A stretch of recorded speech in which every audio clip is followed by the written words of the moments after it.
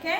कृष्णदेव राय को हमने पढ़ा है और साथ ही विजयनगर साम्राज्य को पढ़ा है। तो हम जो जानेंगे इसके अंदर कि विजयनगर साम्राज्य में सांस्कृतिक रूप से कला साहित्य का विकास कैसे हुआ है उसको समझेंगे। तो कला और साहित्य के क्षेत्र में अगर हम देखते हैं कृष्णदेव राय या हम विजयनगर साम्राज्य को समझते हैं तो मध्यकालीन दक्षिण भारत के इतिहास में जो है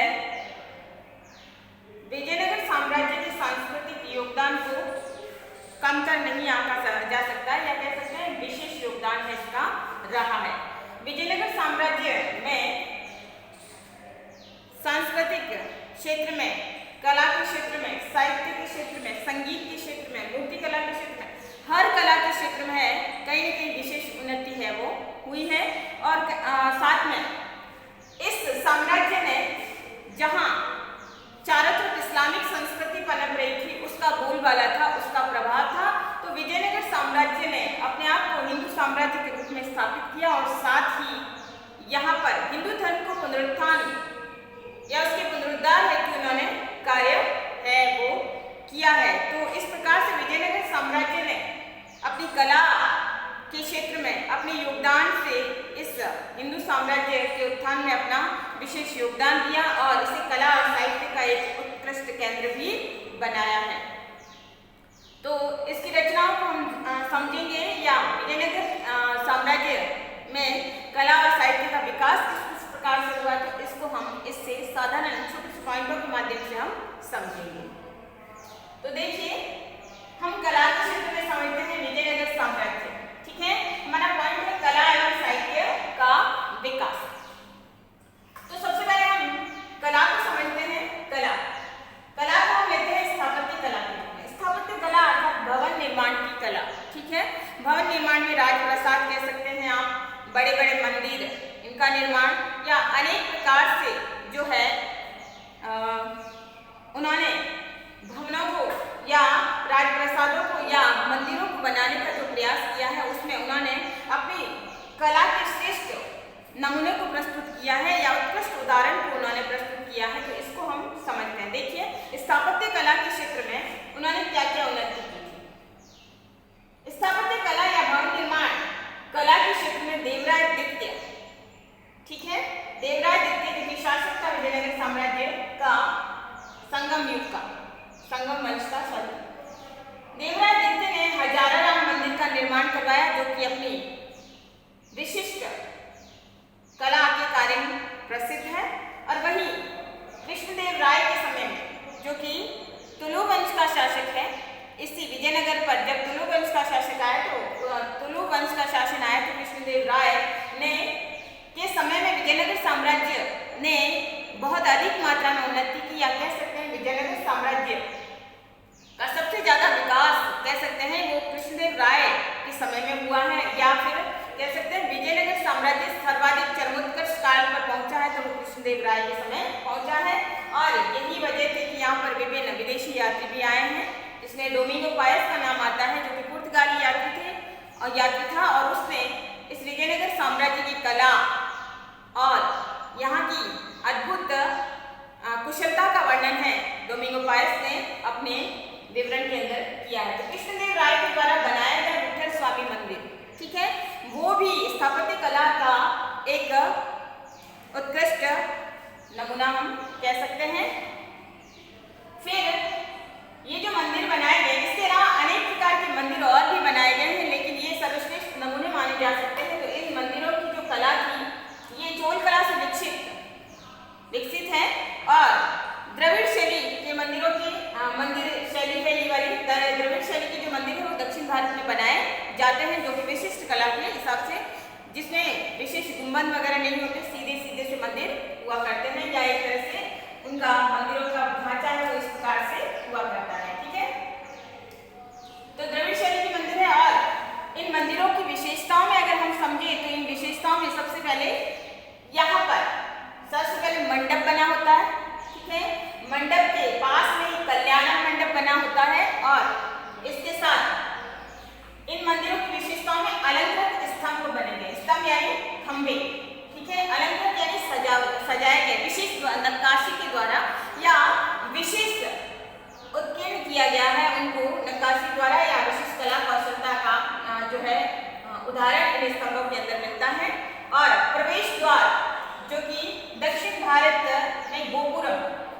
जाता है प्रवेश द्वारों को, जो अलंकृत गोपुरम मिलते हैं। अलंकृत गोपुरम यानी इन जो प्रवेश द्वारों को भी विशेष प्रकार से नक्काशी के द्वारा उकेरा गया है और दूर से ही ये गोपुरम है वो नजर आते हैं, या कह सकते हैं मंदिर का स्थापत्य कला का नमूना है वो दूर से दिखाई देने लग जाता है। तो ये इन मंदिरों की विशेषताएं थी और साथ में इन्होंने जो स्तंभों के ऊपर इन मंदिरों में या इन विशिष्ट कला के तौर पर हम देखें तो मंदिरों पर घोड़ों के चित्रण को किया गया है या घोड़ों की नक्काशी को किया गया, साथ में अलौकिक जानवरों का उल्लेख भी इसके अंदर किया गया, या अलौकिक रूप से जानवर हैं विभिन्न प्रकार के जानवरों का उनको अंकन है उसके अंदर किया गया है। इसके अलावा बड़ी बड़ी जो पिलर है या कह सकते हैं स्तंभ है, उनके चारों तरफ सामूहिक समूह के रूप में मूर्तियां हैं वो अंकित की गई है। समूह के रूप में जैसे यहाँ पर अगर हम लेते हैं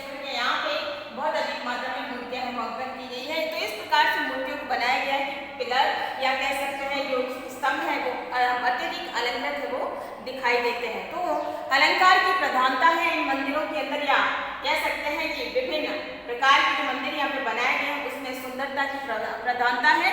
और इसके साथ ही ये बताते हैं कि किस प्रकार से विजयनगर साम्राज्य ने सांस्कृतिक क्षेत्र में स्थापत्य के क्षेत्र में अपनी जो है विशेष उन्नति जो की थी। इसके अलावा विजयनगर के शासकों ने विभिन्न महलों और राजप्रासादों का निर्माण भी उन्होंने करवाया था, ठीक है। और इसका सर्वाधिक मात्रा में राजप्रासाद अर्थात महल, तो उसका निर्माण भी उन्होंने करवाया था। और इसके अवशेष है वो हम्पी के अंदर मिलते हैं। हम्पी जो कि वर्तमान में कर्नाटक के अंदर है, तो ये लगभग भग्नावशेष के रूप में मिलते हैं। भग्नावशेष या कह सकते हैं हम कि लगभग टूट फूट हो चुके हैं, लेकिन आज भी जो है विजयनगर कालीन स्थापत्य कला के उदाहरण है या उस समय की स्थिति को बताते हैं कि किस प्रकार से विजयनगर साम्राज्य के शासकों ने जो है स्थापत्य कला के क्षेत्र में अपना विशेष योगदान दिया है। तो हम्पी जो वर्तमान में कर्नाटक के अंदर स्थित है। तो ये है विजयनगर साम्राज्य की स्थापत्य कला के बारे में साधारण विवरण। इसके अलावा अनेक और भी मंदिर हैं जिसमें ताड़पत्री स्थित है, रामेश्वरम का मंदिर है। इसके अलावा जो है विभिन्न देवी देवताओं की मूर्तियां, ये सारे के सारे उत्कृष्ट स्थापत्य कला के उदाहरण हैं। अब हम कला के अंदर ही समझते हैं संगीत कला। कला के अंदर ही समझते हैं संगीत कला कि संगीत कला के क्षेत्र में विजयनगर का क्या योगदान रहा या उसमें उन्होंने कहां तक उन्नति की थी। तो यहाँ पर हम देखें कि संगीत कला के अंदर विख्यात संगीतकार और नर्तक हैं वो विजयनगर शासकों के दरबार में सम्मान पाते थे, उचित सम्मान उनको मिलता था, संरक्षण मिलता था, इनके आश्रयदाता उनके लिए उचित व्यवस्थाएं करते थे। तो यहाँ पर जो विद्वान होते थे, जो कलाकार होते थे, जो संगीतकार होते थे, जो नर्तक होते थे, वो इन शासकों के दरबार में या विजयनगर शासकों के दरबार में विशेष सम्मान के जो कह सकते हैं पात्र होते थे। और उसी समय वहाँ का प्रमुख जो संगीतकार जिसका नाम था सायन, ठीक है, सायन ने संगीत सार की रचना की। किसने? उसने संगीत के विभिन्न कलाओं के बारे में उसने बताया, संगीत की विभिन्न राग स्वर इनके बारे में जो है सायन ने इसके अंदर लिखा है। इसी के अलावा देवराय आदित्य के दरबार में लक्ष्मी नारायण नाम का एक संगीतकार था जिसने संगीत सर्वोदय की जो है वो रचना की है। इसके साथ ही मल्लिनाथ संगीत विषय के लेखक जिन्होंने मल्लिकार्जुन से के संरक्षण में प्रगति की और उसके पोते राम अमात्य ने रामराय के संरक्षण में स्वरमेल कला नीति की रचना भी की है। तो इस प्रकार से अनेक जो है संगीतकार भी विजयनगर साम्राज्य के शासकों के दरबार में उचित सम्मान है वो पाते थे। तो ये क्या संगीत। अब हम देखते हैं विजयनगर साम्राज्य का चित्रकला, ठीक है। अब चित्रकला के क्षेत्र में भी विजयनगर साम्राज्य पीछे नहीं था, या कह सकते हैं चित्रकला के क्षेत्र में भी उन्होंने यथासंभव है वो उन्नति की है। तो चित्रकला में देखते हैं कि जो राजप्रासाद है, विभिन्न भवन वगैरह बनाए गए थे मंदिरों के अंदर, तो इनके भवनों और दीवारों पर चित्रण किए गए हैं। चित्रण यानी चित्र बनाए गए हैं। और जो राजप्रासाद जो मुख्य रूप से मिले हैं उसमें विशिष्ट चित्रण है वो दीवारों के ऊपर बनाए गए हैं। उन चित्रण के अंदर ये बताया गया है खास तौर से विदेशी रहन सहन को उनके अंदर बताया गया। विदेशी रहन सहन यानी विदेशी संस्कृति को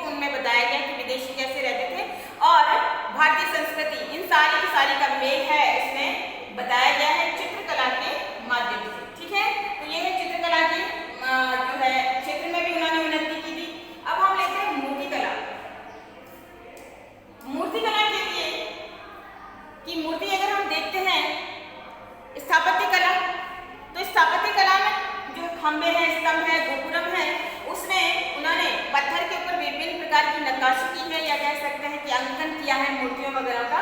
तो ठीक है, उसी प्रकार से मूर्तिकला के क्षेत्र में उन्होंने धातु कला में भी विशेष उन्नति की थी और पत्थर वगैरह के ऊपर तो मूर्तियां वो पहले से ही बनाते थे। तो धातु कला के क्षेत्र में भी उन्होंने मूर्तियां हैं वो धातु और पत्थर दोनों से ही बनाई जाती थी और इन मूर्तियों में शासकों की मूर्तियां खासतौर से बनाई जाती थी या देवी देवताओं की मूर्तियों को उसमें बनाया जाता था, उनका अंकन है वो किया जाता था। मूर्तियां दोनों ही प्रकार से बनती थी, धातु और पत्थर की। इसमें कुछ मूर्तियों के विशेष उदाहरण है जो उत्कृष्टता के सर्वश्रेष्ठ नमूने हैं या जो है कारीगरों की कुशलता या उनकी प्रवीणता के बारे में बताता है, जिसमें कृष्णदेव राय के साथ उनकी पत्नियों को के मूर्ति के रूप में बताया गया, पत्नियों का साथ उसमें बताया गया है। तो वो भी मूर्तिकला धातु के रूप में बताया गया इस मूर्ति को। इसके अलावा वेंकट प्रथम और अन्य शासकों की मूर्तियां भी धातु के रूप में बनाई गई हैं, जो कि उस समय के विजयनगर साम्राज्य के विशिष्ट कलाकारों के बारे में बताते हैं कि किस प्रकार से उन्होंने स्थापत्य कला, संगीत कला और अन्य कलाओं के साथ साथ मूर्ति कला को भी उन्होंने प्रोत्साहन दिया था। तो यानी मूर्तिकार भी जो है विजयनगर साम्राज्य के शासकों के दरबार में आश्रय पाते थे। अब आता है हमारा दूसरा मुख्य बिंदु है जो है साहित्य। विजयनगर साम्राज्यकालीन साहित्य, कि साहित्य के क्षेत्र में विजयनगर ने क्या क्या उन्नति की थी, तो हम देखते हैं यहाँ पे विद्वान थे सायण के नेतृत्व में। सायण यहाँ पे बहुत बड़े विद्वान थे और इनके नेतृत्व में 4 वेद संहिताएं, चारों वेदों की संहिताएं लिखी गई। ठीक है, ब्राह्मण ग्रंथ इनकी रचना हुई, आरण्यकों के ऊपर भी इनका भाष्य या कह सकते भाष्य यानी टीका या टिप्पणियां हैं वो लिखी गई थी। और इस पर यानी इनकी जो मुख्य भाषा थी साहित्य की वो संस्कृत और तेलुगु भाषा थी। तो ये सारी चीजें या ये सारे ग्रंथ है इस दौरान लिखे गए थे। सबसे बड़ी बात है यहाँ पे आपका प्रश्न आता है अष्टदिग्गज कवि, कि कृष्णदेव राय के दरबार के अंदर अष्टदिग्गज कवि है वो आश्रय पाते थे, शोभा पाते थे, जिसके कारण कृष्णदेव राय के दरबार की शोभा बढ़ती थी। जैसे हम अकबर के 9 रत्नों के बारे में जानते हैं या 9 रत्नों के बारे में पढ़ते हैं, ऐसे ही कृष्णदेव राय के दरबार में अष्टदिग्गज कवि हैं, वो एक तरह से कह सकते हैं महान विद्वान है, वो यहाँ पर रहते थे। कृष्णदेव राय स्वयं भी कोई साधारण व्यक्ति नहीं थे, बल्कि उनके अंदर भी अप्रतिम प्रतिभाएं थी। वो एक कुशल प्रशासक थे, साथ ही साथ एक कुशल योद्धा, एक कुशल सेनापति। तो ये सारे राजसी गुण तो उनके अंदर विद्यमान थे, लेकिन साथ ही साथ वो एक विद्वान थे कि उन्होंने स्वयं में भी कुछ पुस्तकों की रचना की और खास तौर से तेलुगु भाषा में उन्होंने 2 पुस्तकें लिखी, जिसका एक का नाम है आमुक्तमाल्यदम। ठीक है, ये प्रश्न भी आपका आता है, कई बार जीके में भी पूछा जाता है और आपका सब्जेक्ट से रिलेटेड भी है, तो दोनों में ये आ सकता है कि अष्टदिग्गज कवि किसके दरबार में शोभा पाते थे, कृष्णदेव के राय के दरबार में। आमुक्तमाल्यदम कृति है वो किसके द्वारा लिखी गई है, तो कृष्णदेव राय के द्वारा लिखी गई है। और कौन सी भाषा में लिखी गई है, तो तेलुगु भाषा के अंदर लिखी गई है। इसके अलावा कृष्णदेव राय ने भी जाम्बवती कल्याणम की रचना भी इन्होंने की है, वो भी तेलुगु भाषा के अंदर ही लिखी गई है। अलसानी पैदन जो कि मुख्य साहित्यकार थे और जिन्हें तेलुगु कविता का पितामह के नाम से जाना जाता है, पितामह यानी सबसे बड़े, तो पितामह के नाम से अलसानी पैदन को जाना जाता है। और इन्होंने स्वरोचित संभव नामक ग्रंथ की रचना की है। ठीक है, स्वरोचित संभव नामक ग्रंथ की रचना की और इसके साथ ही तेनालीराम, जैसे अकबर के दरबार में बीरबल का विशेष महत्व था, उसी प्रकार से कृष्णदेव राय के दरबार में तेनालीराम का विशेष महत्व था या उनको विशिष्टता के साथ जाना जाता था। और तेनालीराम कृष्णदेव राय के दरबार के विशिष्ट विद्वान थे, तो उन्होंने पांडुरंग महात्म्य की रचना की है। ठीक है, पांडुरंग महात्म्य की रचना है वो तेनालीराम ने की है। इसके साथ ही कवि भट्टमूर्ति वो भी कृष्णदेव राय के दरबार में शोभा पाते थे और उन्होंने अलंकार शास्त्र से संबंधित पुस्तक नरसभयालियम की रचना उन्होंने जो है वो की है। एक अन्य कवि हरिदास भी थे और वो वैष्णव भक्ति के विचारों से प्रभावित थे, तो उन्होंने उसके बारे में अपना कुछ न कुछ साहित्य है वो लिखा है या अपने ग्रंथ है वो लिखे हैं। कृष्णदेव राय के दरबार में ये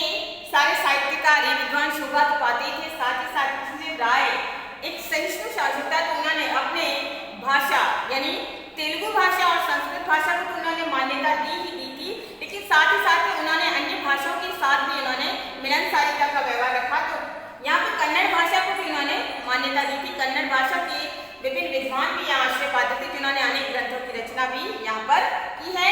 तमिल भाषा भी यहाँ पर चलती थी, तमिल भाषा के विद्वान भी यहाँ पे जो है आश्रय पाते थे।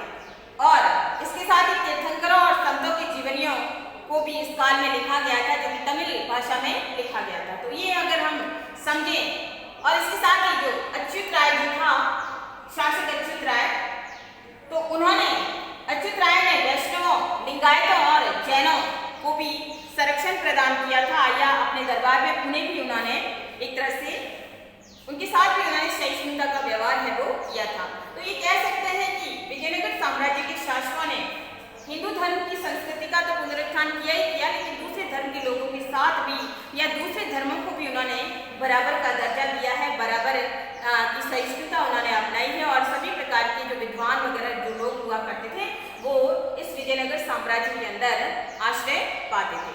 तो इस प्रकार हम देखते हैं कि विजयनगर साम्राज्य के काल में सांस्कृतिक जीवन की जानकारी हमें कलाओं के माध्यम से मिलती है, जिसमें मूर्ति कला, संगीत कला, चित्रकला, स्थापत्य कला के विभिन्न उदाहरण हमें इसके माध्यम से मिलते हैं। और वहीं ये एक ऐसा हिंदू साम्राज्य था जो इस्लामिक संस्कृति जिसके चारों तरफ थी, लेकिन फिर भी उन्होंने अपने आप को एक सुगढ़ या सुव्यवस्थित व्यवस्था के रूप में उन्होंने स्वयं को स्थापित किया, और हिंदू धर्म को के पुनरुत्थान में उन्होंने अपना विशेष है वो योगदान दिया है। और उन्होंने अपने हिंदू धर्म की सांस्कृतिक गतिविधियों को भी उन्होंने प्रोत्साहित किया, प्रोत्साहन दिया, और साथ ही साथ एक नई सांस्कृतिक गतिविधियां या एक नई चेतना का विकास है अपने धर्म के प्रति है वो लोगों के अंदर किया है। तो ये था हमारा विजयनगर साम्राज्य का अंतिम बिंदु, या हम कह सकते हैं हमारे पाठ का अंतिम बिंदु, जिसमें विजयनगर साम्राज्य की कला और साहित्य के बारे में आज हमने पढ़ा है। नेक्स्ट हम अगले टॉपिक के अंदर पढ़ेंगे।